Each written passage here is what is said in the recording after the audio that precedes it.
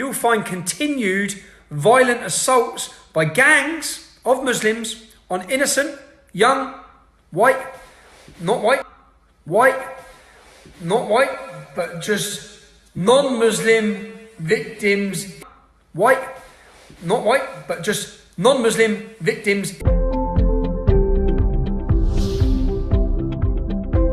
Britain is home to one of the most diverse Muslim communities on earth.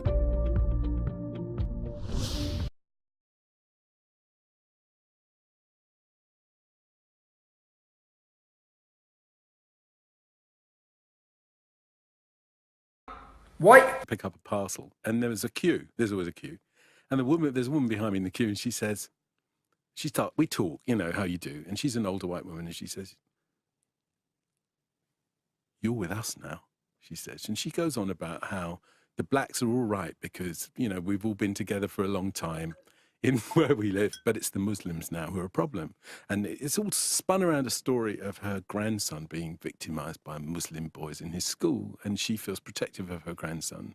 And she, in the way that she articulates her desire to keep him safe, she starts to make it very, very clear to me that the term Muslim has become a kind of racial category in her mind. And I think that's a general problem. I think that Muslim is what we, in the English department, we call a racial trope, a way of speaking about a racial idea without invoking it directly. So Muslim's been racialized in that way. I suppose we could look back at previous times in the 20th century when the word Jew might have been racialized in that way. And people say, oh, it's just a religion. But actually, they don't mean that it's just a religion at all. It means that there's a whole cultural complex there, and maybe even a biological one that needs to be.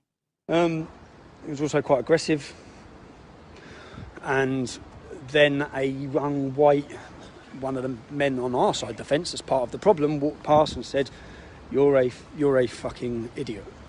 How do you do, ladies and gentlemen? You just witnessed a Freudian slip there by Stephen, otherwise known as Tommy Robinson, co-founder and former leader, at least on paper, of the EDL, the English Defence League. Now, a young lad walked past that was completely, obviously, in disagreement with Tommy, politically, ethically, morally, philosophically, whatever, to the point of calling Tommy an idiot, and carried on walking past. Tommy was taken aback by this because the guy was, as you just heard, white and on his side of the fence, which was part of the problem, which means what if you're on the other side of the fence? Somebody of coloured skin, you've guessed it, right? Yeah, because why mention the kid's colour